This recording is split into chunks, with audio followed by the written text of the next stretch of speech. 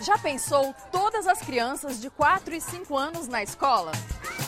Para que metas assim saiam do papel, os municípios precisam cumprir o novo Plano Nacional de Educação. Mas será que eles vão dar conta do recado? Tá na hora de Município Brasil.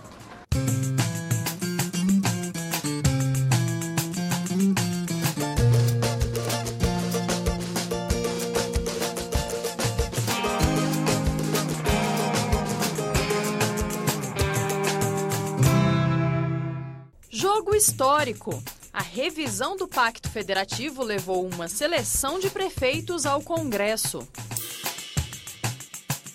Impedimento. Saiba como os restos a pagar podem ser uma barreira para os investimentos nas cidades.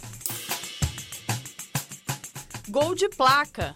A experiência de Curitiba que melhorou a merenda nas escolas e valorizou a agricultura familiar. Depois de muito treino e preparo, prefeitos do país inteiro mostraram sintonia em campo. E não foi em qualquer campo, não. Foi no Congresso Nacional. Eles levantaram a torcida, avançaram pela grande área e estão cara a cara com o gol. Agora é torcer para a rede balançar. Parecia final de Copa do Mundo. Direito à foto oficial. Ansiosos, os prefeitos escalados para o encontro sob Pacto Federativo sentiam que aquele era o jogo da vida deles. No local da partida, o Congresso Nacional. Casa cheia para receber essa seleção de peso. O técnico conseguiu reunir craques de todos os cantos do Brasil. Umuarama, Nortelândia, Manaus, Bauru e até Ilha das Flores. Vivemos um novo momento do Legislativo brasileiro, capaz de solucionar as grandes questões, e o municipalismo é uma grande questão. Vejo como um encontro histórico essa abertura do Congresso Nacional para conversar diretamente com os prefeitos. É o Congresso dos municípios. Mais do que chegar à final do campeonato, a seleção municipal queria mesmo era marcar muitos gols. Nós temos duas prioridades, que é a questão do Fundeb, dos 60%, que o governo assuma o que ultrapassar a folha dos 60%. E a outra questão das contribuições. Esperamos aí que o governo federal amplia, o repasse para, na área da saúde, nosso município possa ter mais fôlego para poder dar melhor atendimento à nossa população. O acesso a créditos externos, porque isso não mexe com o superávit primário, o prazo é longo para resgatar, os juros são adequados, então se faz investimento em infraestrutura, se faz investimento nas cidades. Perdeu algum lance? Nosso comentarista resume as principais jogadas. A seleção municipal entrou em campo determinada, torcedor. Rolou a bola para regulamentar a lei que trata da dívida de estados e municípios com a União. Um bolão para aliviar o caixa de governadores e prefeitos. Vamos que vamos, a seleção quer diminuir os impostos para toda a cadeia de transporte público. Que beleza! Isso pode deixar a passagem 15% mais barata. E os craques avançam para aprovar o projeto que passa a cobrar o imposto sobre serviços de alguns setores da economia. Ele, o ISS. E antes do apito final, pretende achar solução para os precatórios, dívidas que estados e municípios têm com pessoas físicas e jurídicas. E que golaço! Eu gostaria de destacar duas que incomodam diretamente o dia de todos nós prefeitos, que é a questão dos precatórios. É humanamente impossível os municípios trabalharem com essa realidade do percentual definido, aprovado pelo Supremo, e eu acho que esse pacto coloca isso de forma muito clara, que fica humanamente impossível os prefeitos cumprirem essa legislação. É uma outra questão também importantíssima. Então, prefeito, deixa que essa eu conto. Sabe aquele lance de craque que arrebata a torcida, deixa os adversários sem reação e fica para sempre marcado na história? Então, para a seleção municipal, gol de placa mesmo é aprovar a proposta que proíbe criar novas obrigações para os municípios sem indicar a fonte dos recursos. Você tem um aumento enorme das obrigações dos municípios e cada vez menos receita indo para os municípios. Não se aguenta mais ser prefeitos de encargos. Cada dia que passa, coloca-se sobre os ombros dos prefeitos novas responsabilidades, sem uma contraprestação do financiamento adequado. Como vencer essa marcação cerrada, hein? Alterando o Pacto Federativo. Os prefeitos não concordam com a atual divisão dos recursos. União com 57% da receita disponível, enquanto estados levam 24% e municípios 18%. Por eles, não mais.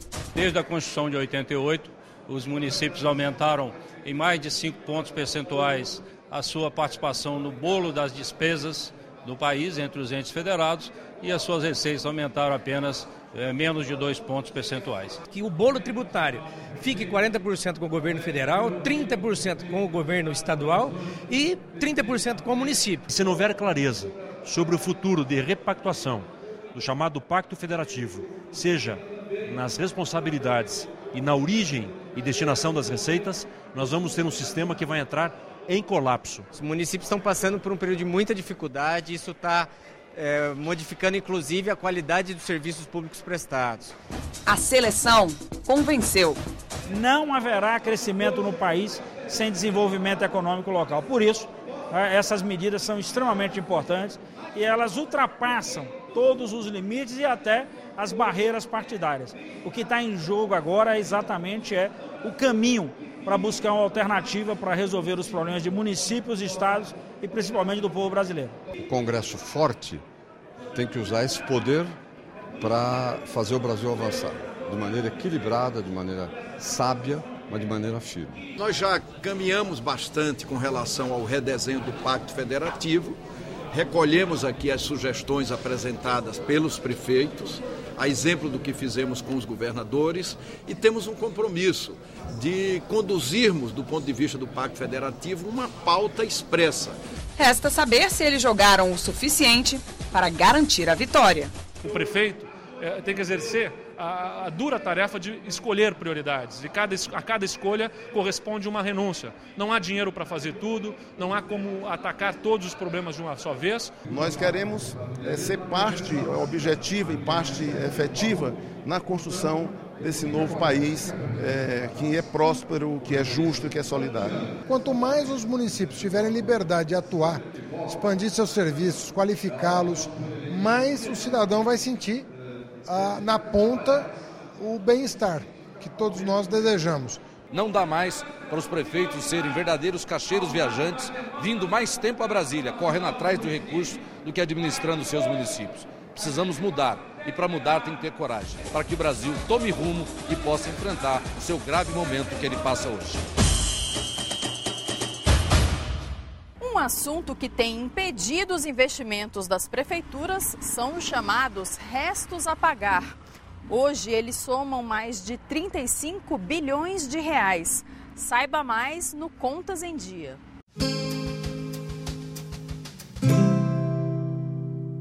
Prefeito, como o nome já diz, restos a pagar constituem dívida. A lei a define como dívida flutuante, isto é, independe de nova autorização orçamentária para efetuar o seu pagamento.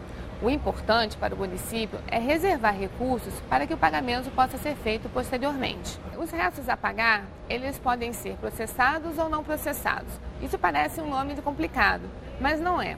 Se o credor ainda não entregou os bens e serviços que foram contratados pela prefeitura, esses restos a pagar serão não processados. Se já entregues, então processados, restando apenas o pagamento. É muito provável que parte das despesas contratadas pelo município não sejam pagas até o encerramento do exercício, ou seja, até 31 de dezembro. Ao fechar todo o balanço da prefeitura, essas despesas vão aparecer lá como despesas a pagar. A diferença em relação às outras é que são despesas de curto prazo, que deverão logo ser quitadas.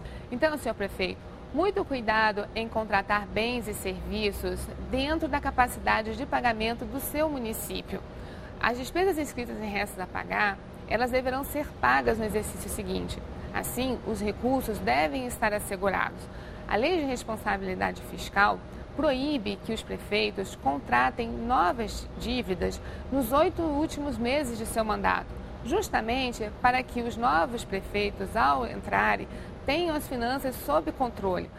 Isso favorece todo o planejamento de novas ações e principalmente na execução das políticas públicas no município.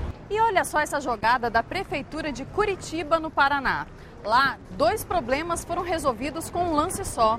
O município melhorou a qualidade da merenda escolar, valorizando a agricultura familiar. É mais um projeto certificado pela Fundação Banco do Brasil.